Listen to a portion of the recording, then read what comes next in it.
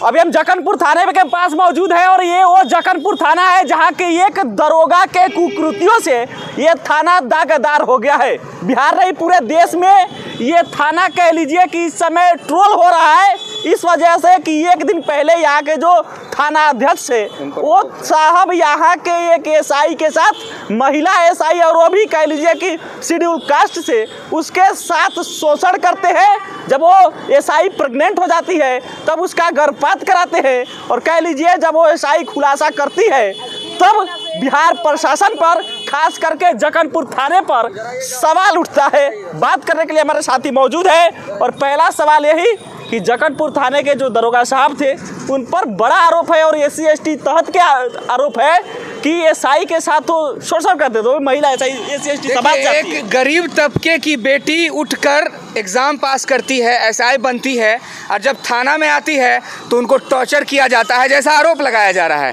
उनको कहा जाता है कि तुम हमारे साथ सुतो, तुम हमारे साथ रहो, तब तुम्हारी नौकरी बचेगी। तब जाके वो दलित महिला परेशान होकर पटना एससी एसटी थाना में जाकर केस कर देती है। बड़ा सवाल है यहाँ पर ये कि एक एससी एसटी थाना में जो केस होता है एससी एसटी, उस केस में गरीब को घसीट कर ले जाया जाता है। न किसी के गवाह की ज़रूरत होती है, न किसी के एविडेंस की ज़रूरत होती है, सीधा घसीट के जेल में बंद कर दिया जाता है। लेकिन आज जब इस थानाध्यक्ष पर, इस रेपिस्ट थानाध्यक्ष पर बड़ा आरोप लग रहा है कि उन्होंने एक एसआई के साथ गलत किया, दुष्कर्म किया, गर्भ में जब बच्चा पल रहा था उनको लात मारकर गर्भपात करा दिया गया, तब इस थानाध्यक्ष को यहाँ से भेजकर सहरसा भेज दिया जाता है। आम आदमी पर कानून, लेकिन इस थानाध्यक्ष पर कोई कानून नहीं। आम आदमी को जेल में डाल दिया जाएगा लेकिन थाना के लोग कुकर्म करेंगे, थाना के लोग गोली मारेंगे, कुछ नहीं किया जाएगा। आज एक दलित के साथ हुआ है, उस दलित के साथ हुआ है जो दलित हर एक सीएम को, हर एक पीएम को सत्ता में बैठालते हैं। मेन सवाल है कि एक बहुत बड़ा सवाल है।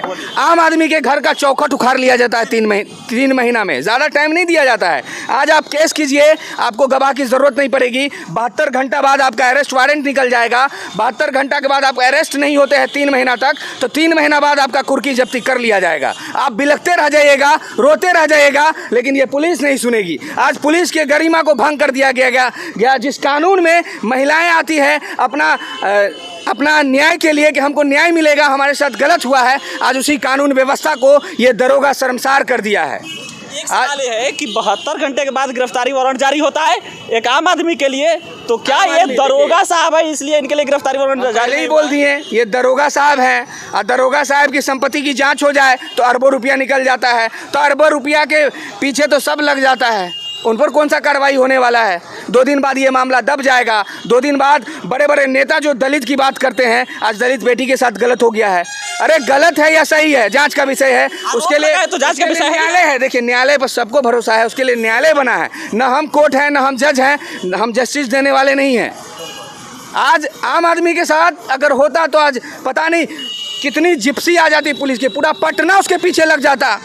पूरा यहाँ पर देखते भीड़ लगा होता, कहीं पर लाल झंडा दिखता, कहीं पर पीला, कहीं पर ब्लू, ट्रायल होता रहता। तो सवाल है कि महिला जो आरोप लगाई है जो एसआई, वो उसमें खुद कहती है कि दरोगा साहब कहते थे कि बहुत बड़ा लिंकअप वाले हैं, बड़े बड़े अफसरों से सोर्स है, इसलिए उन पर कार्रवाई नहीं हो रही होगी। सुन लीजिए, एक बड़ा आरोप है और ऐसा आरोप नहीं है, घिनौना आरोप है, यानी शोषण का आरोप है। और शोषण का आरोप पागल नहीं होता है कोई, वो एसआई है, पढ़ी लिखी एसआई है, वो पागल नहीं है। पागल आदमी को एसआई कैसे बनाया जाता है? एसआई है, वो पढ़ी लिखी है।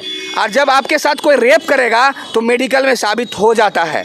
आप ऐसे ही लिखवा दीजिएगा कि हमारा यौन शोषण हुआ है, मेडिकल में जाएगा तो फेल कर जाइएगा, आप झूठा होगा। तो कहीं ना कहीं इस मामले में सच्चाई है, इस थानाध्यक्ष को अरेस्ट कर लेना चाहिए। तो बड़े बड़े अफसरों के पास सोर्स है, कैसे अरेस्ट हो जाएंगे? अरेस्ट होंगे, ज़रूर होंगे अरेस्ट, क्योंकि इसको सिर्फ नेता बचा सकते हैं और नेता के शरण में ही गए हैं। नेता के पैरवी से ही इनको भेजा गया है दूसरे थाना। इनको अरेस्ट करना चाहिए था लेकिन इनको अरेस्ट किया नहीं गया।